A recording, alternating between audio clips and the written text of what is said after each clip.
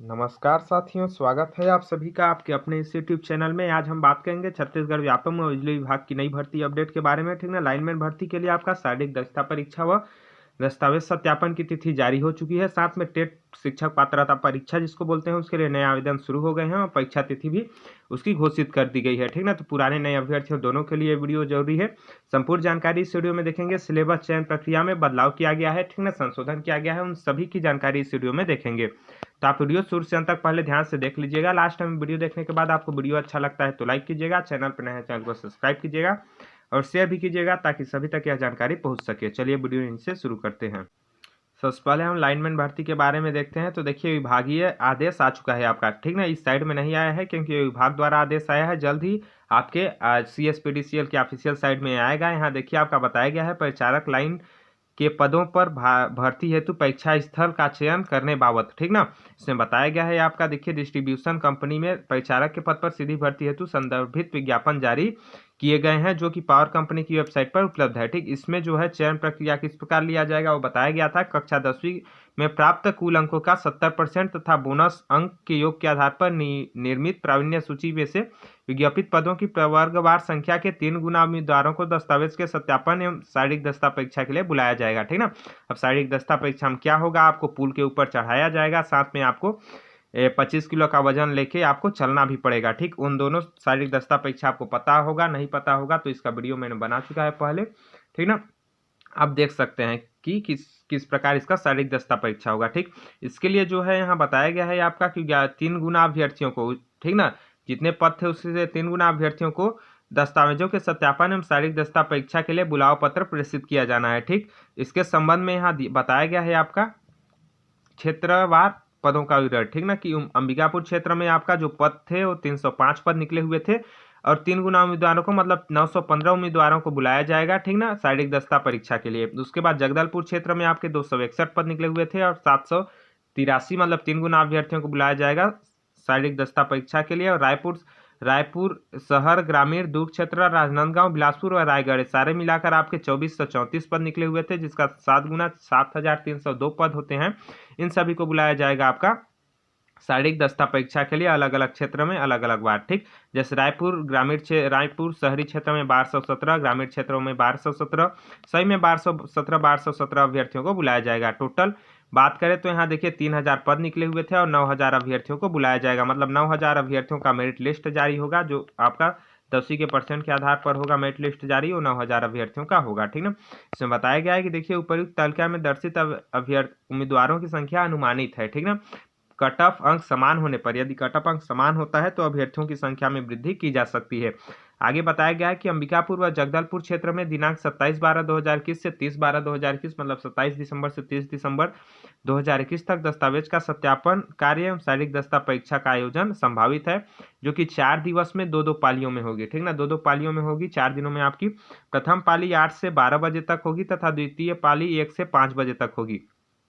प्रथम पाली में औसत 125 एवं प्रत्येक दिवस 250 उम्मीदवार बुलाए जाएंगे। ठीक ना, शेष क्षेत्रों में मतलब अंबिकापुर व जगदलपुर जो 2 क्षेत्र को छोड़ दिया जाए, बाकी जो रायपुर, दुर्ग व बिलासपुर के हैं उनके लिए जो है परीक्षा का आयोजन शारीरिक दस्ता परीक्षा हेतु 19/1/2022 मतलब 19 जनवरी 2022 से 23 जनवरी 2022 तक 5 दिन में 2-2 पालियों में उपरोक्तानुसार संभावित है, मतलब बुलाया जाएगा। ठीक ना, स्थित समय सारणी एवं कार्य योजना की जानकारी अलग से आपको ऑफिशियल साइट में देखने को मिलेगी। ठीक, तो इस प्रकार से यह सूचना आपको दी गई है। तो आप शारीरिक दस्ता परीक्षा के लिए तैयार हो जाइए यदि आप इसमें फॉर्म भरे हैं तो, ठीक ना, और आपके % अच्छे हैं तो आप जरूर इसकी तैयारी कीजिए, वरना आप शारीरिक दस्ता परीक्षा में पीछे रह जाएंगे। चलिए अब हम आगे टेट के बारे में बात करते हैं। चलिए आगे देखते हैं। देखिए, आपका CG व्यापम द्वारा परीक्षा व्यवसायिक मंडल रायपुर द्वारा कल एक विज्ञापन जारी हुआ, प्रेस विज्ञप्ति, ठीक ना, 15 दिसंबर 2021 को। इसमें बताया गया है कि राष्ट्रीय शैक्षिक अनुसंधान प्रशिक्षण परिषद में छत्तीसगढ़ के अंतर्गत शिक्षक पात्रता परीक्षा टेट हेतु संशोधित तिथि यहाँ निर्धारित किया गया है। इसमें बताया गया है कि पहले आपके आवेदन 2020 में लिए गए थे, ठीक ना, और 2020 में ही इसकी एग्जाम होने वाला था। ठीक ना, 22 मार्च 2020 को ये एग्जाम आपकी कैंसिल कर दी गई थी कोरोना के कारण, कोविड-19 के कारण।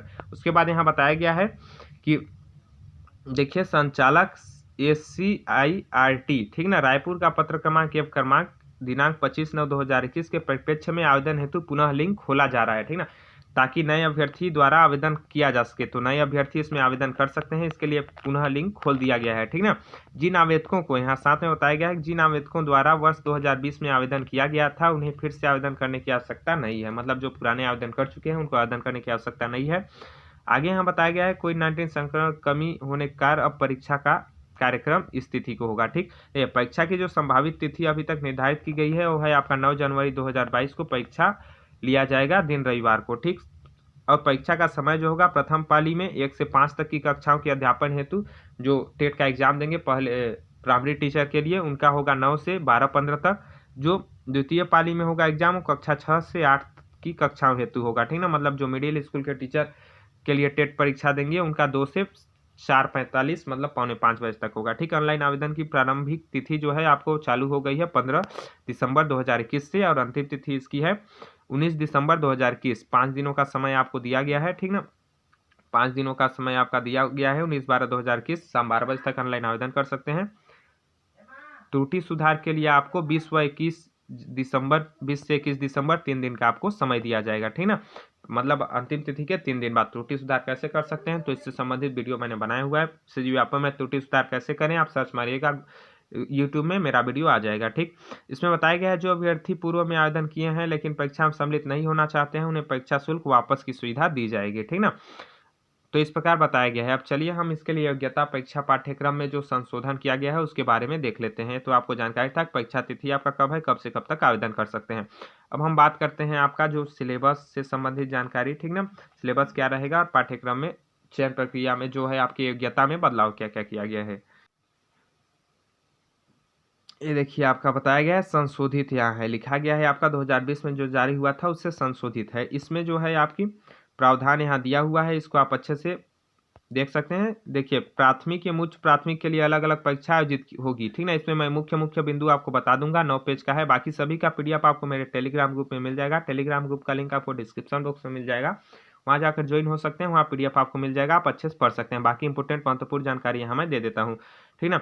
इस परीक्षा में पात्रता हेतु अभ्यर्थियों को न्यूनतम 60% अंक पाना आवश्यक है, ठीक ना, 60% अंक। और परीक्षा कितने अंकों की होती है, 150 अंकों की। तो 150 का 60% कितना हो जाएगा आपका, 60% 150 का निकालेंगे तो 0 0 कैंसिल, 15 छिक्का 90, मतलब 90 नंबर लाना अनिवार्य है, ठीक ना, हर अभ्यर्थी को, तभी इसमें पात्र होगा। आगे बताया है यहाँ ध्यान दीजिएगा, लेकिन 5वें प्रचलित नियमानुसार अनुसूचित जाति, जनजाति, अन्य पिछड़ा वर्ग, गैर क्रीमी लेयर तथा दिव्यांग अभ्यर्थियों को इस परीक्षा में पात्रता हेतु 50% न्यूनतम अंक लाना आवश्यक होगा, ठीक। मतलब जो आरक्षित वर्ग से हैं ST SC OBC उनको 50% अंक मतलब 75 नंबर लाएंगे तो ये पास हो जाएंगे इसमें। और जो जनरल कैटेगरी से हैं वो 90 नंबर लाएंगे तो इसमें पास हो जाएंगे, ठीक। इस प्रकार देखिए, और यहाँ बताया गया है आपका, बाकी यहाँ बताया गया है अब एक बार परीक्षा उत्तीर्ण अभ्यर्थी के लिए यह वैधता आजीवन रहेगी, मतलब आपको एक बार केवल परीक्षा उत्तीर्ण करना पड़ेगा, फिर जिंदगी भर के लिए आपको हो जाएगा, ठीक। आप इसके योग्य हो जाएंगे। ये किसी प्रकार की नियुक्ति नहीं है आपका, केवल पात्रता परीक्षा है, मतलब टीचर का वैकेंसी निकलेगा तो आप फॉर्म नहीं भर सकते टेट परीक्षा उत्तीर्ण किए बिना, ठीक। आगे यहाँ देखिए शिक्षक पात्रता परीक्षा में शामिल होने हेतु न्यूनतम अर्हताएं मतलब योग्यता क्या चाहिए, ठीक है, यहाँ बताया गया है। तो 1 से 5 तक की कक्षा हेतु मतलब प्राइमरी टीचर के लिए आप टेट का फॉर्म भरते हैं तो इसके लिए आपकी योग्यता होना चाहिए, कोई भी 12वीं कक्षा उत्तीर्ण होना चाहिए। आप क्या होना चाहिए, उच्चतर माध्यमिक कक्षा उत्तीर्ण होना चाहिए, 12वीं कक्षा, ठीक ना। साथ में आपके पास कोई भी 2 वर्ष का डिप्लोमा कोर्स होना चाहिए, कोई भी मतलब शिक्षण डिप्लोमा कोर्स, ठीक ना, शिक्षण डिप्लोमा कोर्स यहाँ बताया गया है। यहाँ विभिन्न अथवा कर करके दिए हुए हैं, इसको आप देख सकते हैं। मैं आपको डायरेक्ट बता दे रहा हूँ, 12वीं पास आप होने चाहिए, प्लस आपके पास कोई भी डिप्लोमा होना चाहिए। डिप्लोमा कौन सा होना चाहिए, शिक्षा से संबंधित, शिक्षण डिपार्टमेंट से संबंधित, NCERT से संबंधित डिप्लोमा आपके पास होना चाहिए, ठीक ना। यहाँ विभिन्न प्रकार के बताए गए हैं, ठीक ना। यहाँ देखिए आपको NCTE के द्वारा, ठीक ना, NCTE के द्वारा मान्यता प्राप्त संस्थान से होना चाहिए, ठीक। यहाँ बताया गया है NCTE द्वारा मान्यता प्राप्त संस्था से शिक्षा स्नातक की उपाधि प्राप्त की हो, वही इसमें फॉर्म भर सकता है। बाकी फॉर्म कोई भी भर सकता है, ठीक ना। आप परीक्षा में बैठ सकते हैं लेकिन वो मान्य नहीं होगा जब तक आप कोई भी शिक्षण डिप्लोमा आपके पास नहीं रहेगा। तो आप टेट निकाल भी लोगे तो आपका मान्य वो नहीं होगा, ठीक। बाकी आप परीक्षा में बैठ सकते हो ट्राई करने के लिए। आगे 6वीं से 8वीं तक की कक्षाओं के अध्यापन हेतु कौन कौन फॉर्म भर सकता है, तो इसमें स्नातक पास होना चाहिए, क्या जैसे उसमें 12वीं पास होना चाहिए उसी प्रकार इसमें स्नातक पास होना चाहिए। साथ में कोई भी आपके पास कोर्स होना चाहिए, डिप्लोमा कोर्स, क्या डिप्लोमा या डिग्री कोर्स, डिग्री कोर्स होना चाहिए शिक्षा से संबंधित। क्या? शिक्षा से संबंधित कोई भी आपके पास डिग्री कोर्स होना चाहिए, जैसे बीएड होते हैं जो कि ज़्यादा फेमस है। ठीक, इस प्रकार से कोई भी आपके पास कोर्स होना चाहिए, तभी आप इसके योग्य हैं। ठीक, बाकी आप इसमें फॉर्म भर सकते हैं, एग्जाम भी दे सकते हैं ट्राई के लिए, लेकिन वो आपका मान्य नहीं होगा यदि आप स्नातक पास हैं और इसमें फॉर्म भरेंगे तो। ठीक ना, उसके लिए फिर से आपको एग्जाम देना पड़ेगा। तो यहाँ अथवा करके विभिन्न बताया गया है। ठीक ना, किस किस कैटेगरी का आपका मान्य होगा उसको आप अच्छे से पढ़ लीजिएगा वीडियो पॉज करके। कोई भी मतलब मान्यता प्राप्त एनसीटीई से मान्यता प्राप्त शिक्षण संस्थान से आपका जो है कोई भी डिप्लोमा होना चाहिए, उसके बाद ही आप इसके योग्य हैं। ठीक, आगे यहाँ देखिए आपका बताया गया है डिप्लोमा पाठ्यक्रम। यहाँ बताया गया है, देखिए अध्यापक शिक्षा शास्त्र में डिप्लोमा या डिग्री पाठ्यक्रम यहाँ बताया गया है। इस अधिसूचना के संदर्भ में केवल राष्ट्रीय अध्यापक शिक्षा परिषद, जिसको बोलते हैं एनसीटीई, ठीक ना, द्वारा मान्यता प्राप्त अध्यापक शिक्षा शास्त्र में डिप्लोमा या डिग्री पाठ्यक्रम मान्य होगा। ठीक ना, बता दिया गया है कौन कौन मान्य होगा। शिक्षा शास्त्र में डिप्लोमा और बीएड के लिए केवल भारतीय पुनर्वास परिषद रिहैबिलिटेशन काउंसिल ऑफ इंडिया द्वारा मान्यता प्राप्त पाठ्यक्रम मान्य होगा। ठीक, विशेष अनिवार्य प्रशिक्षण प्राप्त करना यहाँ बताएगा वह व्यक्ति जिसके पास डीएड या बीएड की योग्यता है, जिसे नियुक्ति के बाद प्रारंभिक शिक्षा शास्त्र में एनसीटीई द्वारा मान्यता प्राप्त 6 माह का विशेष प्रशिक्षण प्राप्त करना आवश्यक होगा। ठीक, इस प्रकार से आपका बताया गया है, तो इसको आप और अच्छे से पढ़ सकते हैं। बाकी अब हम इसके सिलेबस संबंधी जानकारी देख लेते हैं। ठीक ना, बाकी यहाँ देखिए सबसे पहले आपको प्रश्नों की संख्या बता दूं तो देखिए सारे प्रश्न आपके बहुविकल्पीय होंगे, 4 विकल्प दिए जाएंगे। ठीक है, प्रत्येक परीक्षा 2 घंटे 30 मिनट की अवधि की होगी, मतलब 150 मिनट की होगी और 150 प्रश्न रहेंगे। ठीक ना, 150 मिनट की होगी, 150 प्रश्न रहेंगे। नेगेटिव मार्किंग इसमें नहीं रहेगी, मतलब माइनस मार्किंग इसमें नहीं रहेगा। ठीक ना, यहाँ बताया गया है कि जो प्रथम पेपर ऐसे व्यक्ति के लिए होगा जो 1 से 5 तक के लिए शिक्षक बनना चाहता है। द्वितीय पेपर ऐसे व्यक्ति के लिए होगा जो 6 से 8 तक के शिक्षक बनना चाहता है। ठीक, सभी प्रश्न 2 भाषाओं में, हिंदी व अंग्रेजी दोनों में रहेंगे। ठीक ना, दोनों पेपर में निर्धारित विषय यहाँ बताया गया है आपका। देखिए ठीक ना, प्रथम प्रश्न पत्र 1 से 5 तक के लिए आपका जो सिलेबस है वो है 2.5 घंटे का। ठीक ना, इसमें बताया गया है बाल विकास एवं शिक्षा शास्त्र से 30 प्रश्न रहेंगे जो कि 30 नंबर के रहेंगे। भाषा 1 हिंदी से 30 प्रश्न 30 नंबर के रहेंगे। भाषा 2 अंग्रेजी से 30 प्रश्न 30 नंबर के रहेंगे। गणित से आपके 30 प्रश्न 30 नंबर के रहेंगे। पर्यावरण अध्ययन से 30 प्रश्न 30 नंबर के रहेंगे। टोटल आपके 150 प्रश्न रहेंगे, 150 नंबर के रहेंगे। नेगेटिव मार्किंग आपकी नहीं रहेगी 1 से 5 तक। ठीक, आगे आपका एक 6वीं से 8वीं तक के लिए जो है, ठीक ना, डिग्री 6वीं से 8वीं तक के लिए जो अध्यापक पात्रता परीक्षा है उसमें आपका सिलेबस, उसमें भी अवधि आपके 2.5 घंटे की रहेगी। बाल विकास एवं शिक्षा शास्त्र से 30 प्रश्न 30 नंबर के रहेंगे। भाषा हिंदी से 30 प्रश्न 30 नंबर के रहेंगे। भाषा अंग्रेजी से 30 प्रश्न 30 नंबर के रहेंगे।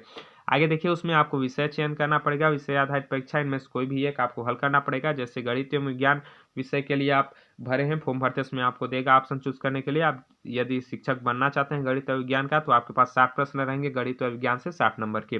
सामाजिक अध्ययन से आप बनना चाहते हैं सामाजिक विज्ञान से 8 से, तो आपके पास 7 प्रश्न रहेंगे 60 नंबर के इस विषय से। ठीक, अन्य कोई विषय हेतु 4 या 5 में से कोई भी रहेगा यदि आप अन्य कोई भी विषय हेतु बनना चाहते हैं तो। ठीक, इस प्रकार आपके 150 प्रश्न रहेंगे, 150 नंबर के रहेंगे। ठीक ना, प्रश्न पत्र की प्रकृति एवं स्तर यहाँ बताया गया है आपका, इसको आप देख सकते हैं अच्छे से। ठीक, पीडीएफ आपको मिल जाएगा। साथ में इसके सिलेबस मतलब कौन कौन सा टॉपिक आएगा, जैसे बाल विकास और मनोविज्ञान में कौन कौन सा टॉपिक आएगा, इससे संबंधित एक मैं दिखा देता हूँ उसको आपको। सिलेबस यहाँ बताया गया है, देखिए शिक्षक पात्रता परीक्षा का जो पाठ्यक्रम है यहाँ बताया गया है। ठीक ना, विभिन्न टॉपिक बताए गए हैं, इन्हीं सारे टॉपिक से आपके प्रश्न आएंगे। ठीक ना, तो इसका पीडीएफ आपको मेरे टेलीग्राम ग्रुप में मिल जाएगा, आप जाकर वहाँ से देख सकते हैं इसका पीडीएफ। ठीक ना, 1ली से 5वीं 6वीं 7वीं सभी के लिए अलग अलग टॉपिक बताया गया है। ठीक, तो यही सभी जानकारियाँ आपको इस वीडियो में देनी थी। आशा करता हूँ वीडियो आपको अच्छा लगा होगा तो लाइक कीजिएगा, चैनल पर नया सब्सक्राइब कीजिएगा, शेयर भी कीजिएगा यदि आपको अच्छा लगता है तो। वीडियो देखने के लिए बहुत बहुत धन्यवाद आप सभी का। जल्द मिलेंगे अगले वीडियो में, तब तक के लिए जय हिंद, जय भारत, जय छत्तीसगढ़।